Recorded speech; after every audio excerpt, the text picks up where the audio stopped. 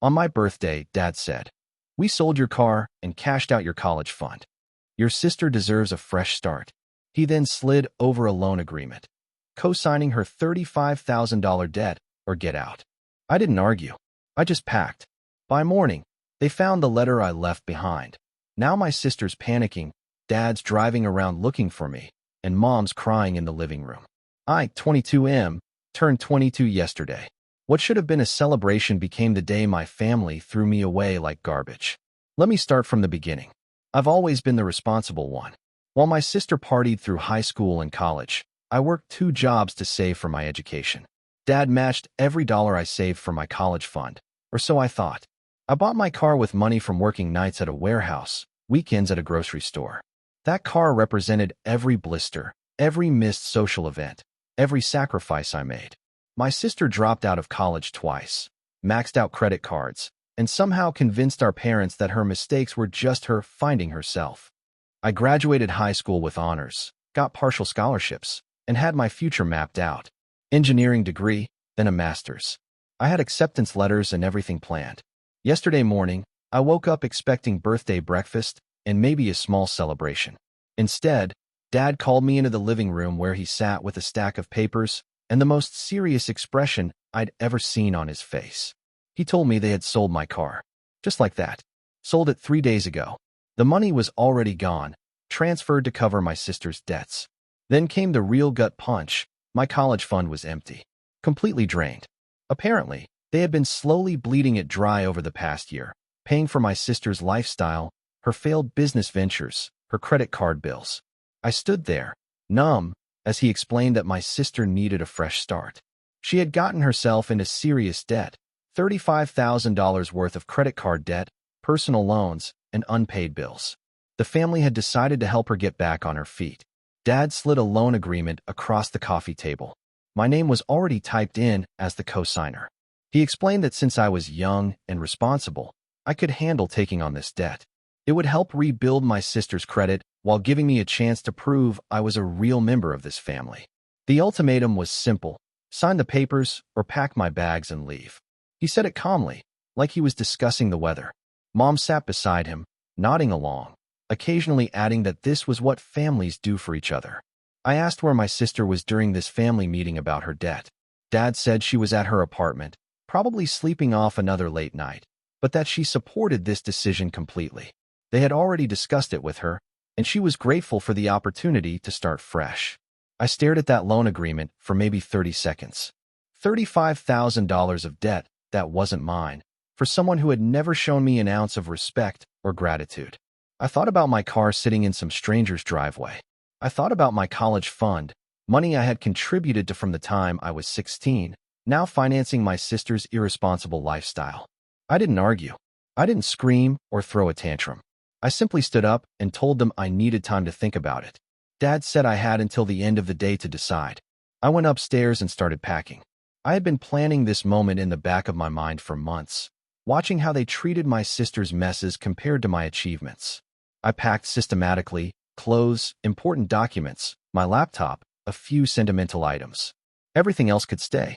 While I packed, I wrote a letter. Not some emotional rant, but a clear, factual account of what had just happened and what I was doing about it. I explained that by taking my car and college fund to pay for my sister's debts, they had made their priorities crystal clear. I was a bank account to them, not a son. In the letter, I laid out some facts they might find interesting. My sister's debt wasn't just credit cards and failed business ventures. I had done some digging over the past few months, worried about her behavior. She had been gambling, online poker, casino trips, sports betting. The debt was significantly more than $35,000. That was just what she had admitted to. I had screenshots of her social media posts from casinos, pictures of her betting slips, evidence of gambling apps on her phone that I had seen over her shoulder. I also mentioned that I had been accepted to 3 universities with significant scholarship packages, but since my college fund was gone, I would be declining those offers. Instead, I was taking a gap year to work and save money. I had already reached out to my manager at the warehouse, and they had offered me a full-time position with benefits starting immediately. The final part of the letter was my favorite. I informed them that I would be moving in with my uncle, Dad's brother, who had always treated me with respect. Uncle had been quietly furious about how my parents handled my sister's behavior and had already offered me a place to stay whenever I needed it. He had also offered to match whatever I could save over the next year toward my education. I left the letter on my desk where they would find it in the morning and finished packing. By midnight, I was gone. I drove to Uncle's house in my backup vehicle, a beat-up motorcycle I had bought and restored myself. They didn't even know I had it because I kept it at Uncle's garage, working on it in my free time. It wasn't much, but it was mine and they couldn't take it away. Uncle was waiting for me with coffee and the guest room already prepared. He didn't ask many questions, just helped me carry my stuff upstairs and told me I was welcome to stay as long as I needed. Update 1. I woke up this morning to 17 missed calls and 43 text messages. The panic started around 6 a.m. when Dad went to wake me up and found my room empty except for the letter. According to the messages, the timeline went something like this. Dad found the letter first. He immediately called my sister, who initially tried to deny the gambling. When Dad pressed her about the evidence I had mentioned, she broke down and admitted that the debt was actually closer to $60,000. She had been hiding the worst of it, hoping to figure something out before it all came crashing down. Mom started crying when she realized I was really gone. She had apparently convinced herself that I was bluffing or trying to make a point. The reality that I had actually left hit her hard. Dad started driving around town looking for me. He went to my workplace, but my manager told him I had requested extended time off, and they couldn't provide information about my whereabouts. He went to 3 of my friends' houses, but I had warned them this might happen, and they all said they hadn't heard from me. My sister showed up at the house around 8 a.m. in full panic mode. With me gone, there was no co-signer for her debt consolidation loan. Worse, some of her creditors had been calling all morning. Apparently, she had told them that the family was handling her debt, and they were expecting payment soon. The most interesting part was Dad's reaction to learning about the gambling. He called me a liar in several text messages, saying I was making things up to justify abandoning the family. But I had been thorough in my research. The letter included specific dates, amounts, and even the names of the online platform she had been using. Uncle showed me the texts and missed calls over breakfast. He was amused by Dad's desperation and proud of how I had handled the situation. He told me that Dad had actually called him too, demanding to know if I was there. Uncle simply said he hadn't seen me and hung up. Update 2. It's been 3 days now, and the situation at home has apparently gone from bad to worse. My sister's creditors aren't waiting around. According to my friend who lives 2 streets over, there have been multiple official-looking cars parked outside the house. Collection agencies don't mess around when it comes to that much money. Dad finally admitted in a voicemail that maybe they had made a mistake in how they approached the situation. He said they could work out a compromise. Maybe I could just co-sign for part of the debt instead of all of it. He promised they would find a way to help with my college expenses too. But the most interesting development came yesterday evening. My sister showed up at Uncle's house. Uncle didn't let her in, but they talked through the screen door. She was desperate, crying, begging me to come home and help fix this situation. She admitted that she had a gambling problem and promised she was getting help. She said the family was falling apart without me and that Mom hadn't stopped crying since I left. When I finally came to the door, I kept it simple. I told her that her problems weren't my responsibility and that she needed to face the consequences of her choices. I mentioned that there were resources available for gambling addiction if she was serious about getting help, but that I wouldn't be financing her recovery or enabling her behavior anymore. She got angry then, saying I was destroying the family over money, that I was being selfish and cruel by abandoning them when they needed me most. She said I was just like Dad's brother, cold and judgmental. Uncle stepped outside at that point and told her she needed to leave. He said that if she wanted to talk about destroying families, maybe she should look in the mirror.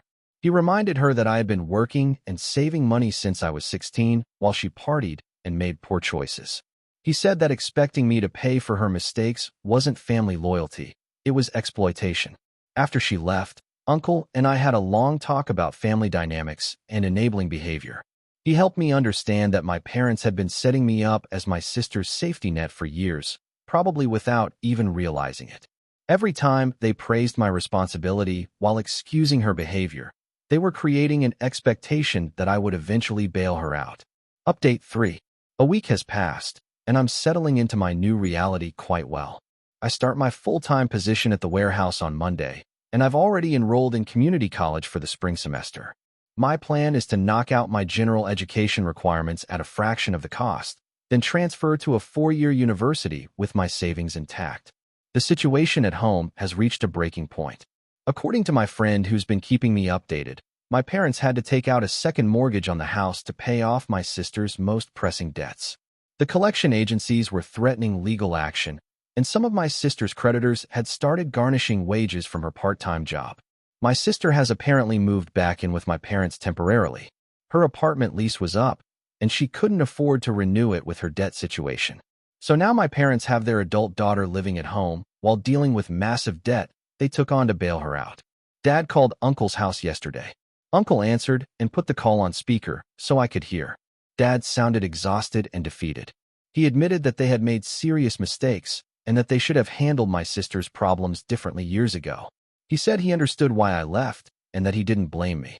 But then came the real reason for the call. He wanted to know if I would consider coming back home to help them figure out a solution. Not to take on my sister's debt, but to help the family navigate this crisis with my level head and organizational skills. I told him that ship had sailed. The moment they sold my car and drained my college fund to pay for my sister's gambling debts, they made it clear that I was nothing more than a resource to be exploited. I said I was building my own life now and that I had no interest in being dragged back into their dysfunction. Dad got quiet for a long time. Then he asked if there was any way to repair our relationship. I told him honestly that I didn't know. Trust, once broken this completely, doesn't just snap back into place. They had shown me exactly where I stood in their priorities, and I had learned the lesson well. The conversation ended with Dad saying he loved me and hoped someday I could forgive them. I told him I didn't hate them, but that love and forgiveness don't mean accepting being taken advantage of. I said that if they were serious about change, they could start by getting my sister real help for her gambling addiction instead of just throwing money at the symptoms. Update 4. 2 weeks in, and I'm honestly thriving. My new job is going well, and my supervisor has already mentioned potential advancement opportunities. Uncle and I have developed a solid routine, and he's become more of a father figure to me in these 2 weeks than Dad had been in years. I found out through my friend that my parents had to sell Mom's car to make their increased mortgage payments. The financial strain of taking on my sister's debt is worse than they anticipated. My sister is apparently working 2 part-time jobs now, trying to contribute to the household expenses, but it's barely making a dent. The most unexpected development came last Tuesday. My high school guidance counselor called me. Apparently, Mom had reached out to her, asking if there were any resources available to help families dealing with financial crisis and gambling addiction. The counselor remembered me as a good student and wanted to check on my situation. I explained everything that had happened, and she was horrified. She told me that she had several scholarship opportunities that were still available for students taking gap years due to family circumstances.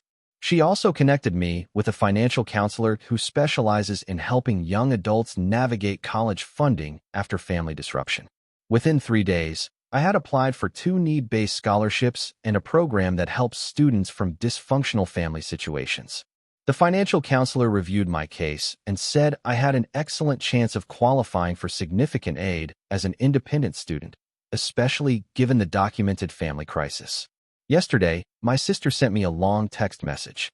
She said she had started attending Gamblers Anonymous meetings and was working with a counselor who specialized in addiction. She admitted that her problem was worse than anyone knew and that she had been lying to the family about the extent of her debt for over a year. She also said something that surprised me. She told me she was proud of how I had handled the situation and that she didn't blame me for leaving. She said she had been jealous of my responsibility and success for years, and that she had convinced herself that I owed the family my support because everything came easier to me. I didn't respond to the text. I'm glad she's getting help, but her recovery isn't my responsibility. I've learned that I can't save people who don't want to save themselves, and I refuse to set myself on fire to keep someone else warm. Final update.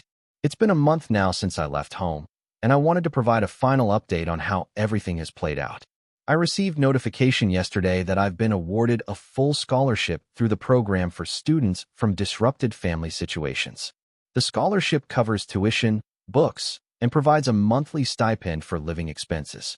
Combined with my savings from work, I'll be able to attend the university of my choice debt-free.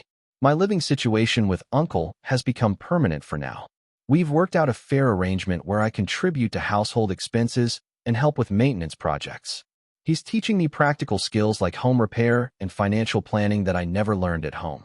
The situation with my family has stabilized somewhat, though not in the way they expected. My parents are managing their increased financial burden, but they've had to make significant lifestyle changes. They downsized from their house to a smaller apartment, and both of them are working additional hours to manage the debt they took on. My sister is apparently doing well with her recovery program. She's been clean from gambling for 6 weeks and has a sponsor who's helping her work through the underlying issues that led to her addiction. She's also working full-time now and contributing meaningfully to the household expenses for the first time in her adult life. The most significant development came 2 weeks ago when Dad showed up at Uncle's house unannounced. He didn't ask to come in or try to pressure me to return home. Instead, he stood on the porch and delivered what felt like a genuine apology. He admitted that he and Mom had failed me as parents by creating different standards for my sister and me. He said they had convinced themselves that my responsibility and independence meant I didn't need the same level of support and protection they gave my sister. He acknowledged that selling my car and taking my college fund wasn't helping family. It was sacrificing one child for another. Dad also told me that they had started family counseling to understand how their enabling behavior had damaged both their children in different ways. The counselor had helped them see that by constantly rescuing my sister, they had prevented her from developing coping skills and personal accountability. At the same time, they had placed unfair burdens on me and treated my achievements as expectations rather than accomplishments worthy of support. He said he didn't expect forgiveness or for me to come home, but he wanted me to know that they were working to become better people and better parents, even if it was too late to fix what they had broken. I listened without interrupting, and when he finished, I told him I appreciated his honesty. I said that I hoped they could build a healthier relationship with my sister and that I was glad they were getting professional help. But I also made it clear that I was building my own life now and that any future relationship we might have would be on different terms than before. Dad nodded and said he understood. He told me he was proud of how I had handled myself through this whole situation and that he realized I had become a better man than he was at my age. Then he left without asking for anything or trying to pressure me to change my mind. Looking back on this whole experience, I realized that my 22nd birthday wasn't just the day my family betrayed me. It was the day I finally stopped being their safety net and started being my own person. The revenge I took wasn't dramatic or destructive. I simply refused to accept their dysfunction and walked away to build something better. Sometimes the most powerful thing you can do is refuse to participate in a system that's designed to exploit you. I learned that I don't owe anyone my future just because we share DNA, and that real family supports each other's growth rather than demanding sacrifice for poor choices. I'm starting university in the fall with a full scholarship, no debt, and a clear understanding of my own worth. My sister is getting the help she needs and learning to face consequences for her actions. My parents are in counseling and working to understand their enabling patterns. Everyone is better off because I refuse to accept being treated as less than I deserved. That's not selfish, that's self-respect. And sometimes, the most loving thing you can do for a dysfunctional family is to refuse to enable their dysfunction any longer. The warehouse job taught me that honest work has dignity. Uncle showed me what healthy family relationships look like. The scholarship program proved that there are people in the world who value potential over family politics. Most importantly, I learned that you can't control other people's choices, but you can always control your response to them. When my family chose my sister's immediate comfort over my future, I chose my own path. When they offered me exploitation disguised as family loyalty, I chose self-respect. I don't know if my relationship with my parents and sister will ever fully heal, but I know that any future relationship will be built on mutual respect rather than one-sided sacrifice. That's not revenge. That's just refusing to accept less than I deserve. The scared 22-year-old who packed his bags in silence has become someone who knows his own worth and won't compromise it for anyone. That might be the best birthday gift I could have given myself.